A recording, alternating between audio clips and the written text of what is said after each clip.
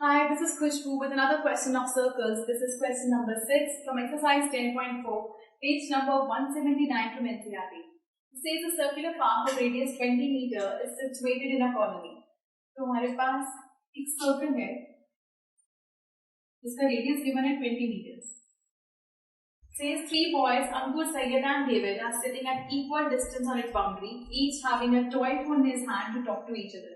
So यहाँ पे basically वो क्या बता रहा है कि तीन बॉयज हैं, miss Ankur, Syed and David. ये तीनों एक दूसरे से इक्वल डिस्टेंस पे बैठे हैं और इनके हाथ में टॉय फोन्स हैं.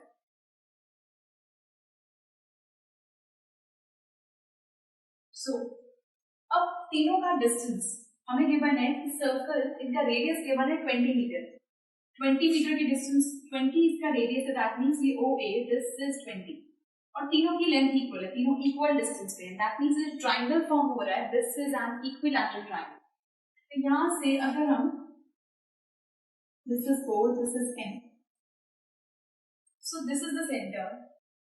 अब ये triangle is equilateral since triangle ASD is an equilateral triangle.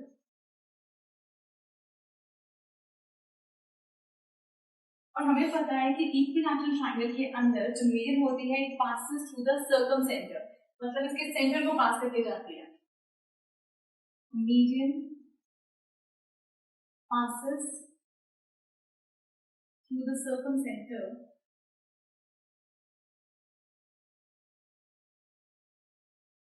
center in the equilateral triangle. मीडियन सर्कमसेंटर को पास करके जाती है और मीडियन जो वो इंटरसेक्ट करती है उसको रेशियो में डिवाइड करती है, which is 2:1. So median divides, median intersects each other in the ratio of 2:1. इसका मतलब ये, अगर हम देखें यहाँ से कोई मीडियंस पास कर रही हैं तो ये जो OA अपॉन OM का रेशियो होगा, OA by OM will be 2:1. OA इतनी लेंथ हमें गिवन है 20, so 20 upon OM is equal to 2/m. So OM is equal to 20/2. That means 10 meter. ये लेंथ है हमारे पास OM की, which is 10 meters. So यहाँ से हमारे पास अगर OM की लेंथ इज 10, अब इस ट्राइंगल के अंदर दिस इज 90 डिग्री का है. So in triangle AMD, in triangle AMD इसके अंदर हाइपोटेन्यूज है AD² by Pythagoras theorem. AD² equals MD² plus AM². So AD की लेंथ हमें फाइंड करनी है. AM इज, हमें तुम्हारे पास यहाँ से OM आ चुकी है और OA की लेंथ है 20, तो यहाँ से AM की लेंथ क्या होगी? AM is equal to OA plus AM. That means 20 plus 10 equals 30 metres.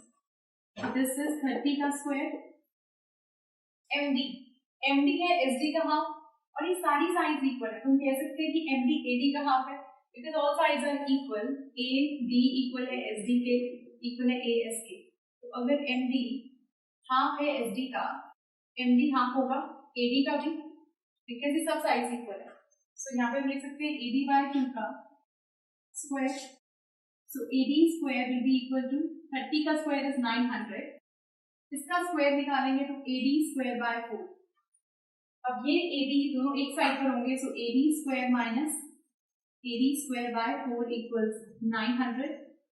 So 4 नीचे आएगा तो this will be 4AD² minus AD² equals 900. So 4AD² में से AD² सब्ट्रैक्ट हुआ तो 3AD² by 4 equals 900.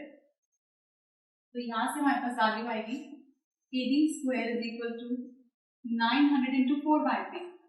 ये वैल्यूज वहां जाके रेसिप्रोकल हो जाएंगे.